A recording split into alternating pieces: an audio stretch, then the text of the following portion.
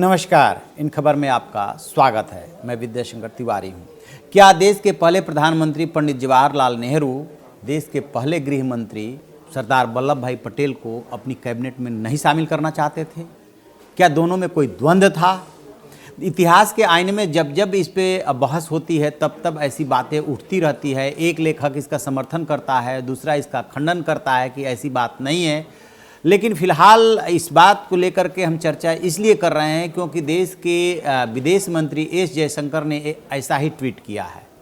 दरअसल वो गए थे एक किताब को रिलीज करने के लिए, जो कि किताब का नाम है बीपी मेनन और इसको लिखा है नारायणी बसु। उन्होंने लिखा था, एस जयशंकर ने उसका विमोचन किया और उसी में जो है उन्हीं शब्दों के हवाले से जो है जो किताब में लिखा है, उन्होंने ये बात ट्वीट किया कि ऐसी ऐसी बात आ रही है कि पंडित जवाहरलाल नेहरू सरदार वल्लभ भाई पटेल को अपनी कैबिनेट में शामिल नहीं करना चाहते थे। फिर वो किताब का जिक्र करते हुए लिखा है कि राजनीति का इतिहास लिखने के लिए ईमानदार होना होता है। उन्होंने इस ट्वीट में किताब में मेनन के शब्दों को ट्वीट करते हुए लिखा कि जब सरदार का निधन हुआ तो उनकी स्मृतियों को मिटाने का बड़ा अभियान शुरू हुआ। मुझे यह पता था क्योंकि मैंने यह देखा था और मैं उस समय खुद को पीड़ित महसूस करता था। जैसे ही एस जयशंकर ने ये ट्वीट किया, उसके बाद राजनीतिक गलियारों में तूफान मच गया। कांग्रेस सामने आई।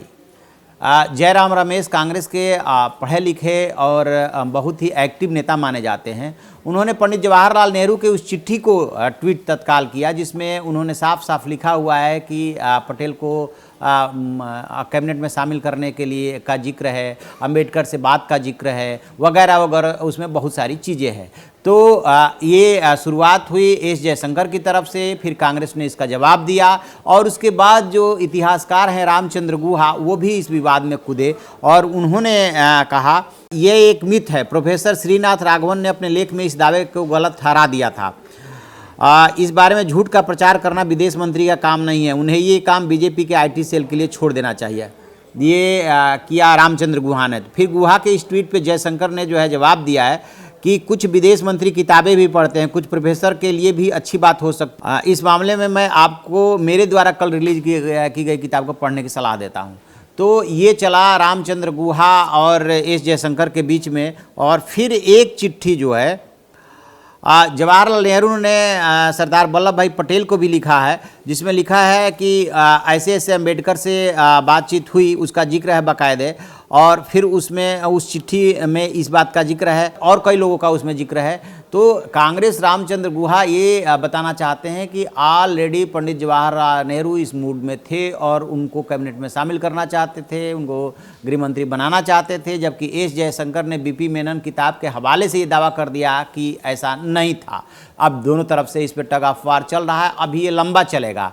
लेकिन एक बात है, जिस तरीके से एस जयशंकर ब्यूरोक्रेट रहे हैं, विदेश सचिव रहे हैं, जिस तरीके से उन्होंने ट्वीट किया और जिस तरीके से वो बात पे अड़े हुए हैं, उससे साफ समझा जा सकता है। और जिस तरीके से रामचंद्र गुहा ने वार किया कि ये आईटी सेल के लिए छोड़ दीजिए काम, बीजेपी के आईटी सेल के लिए।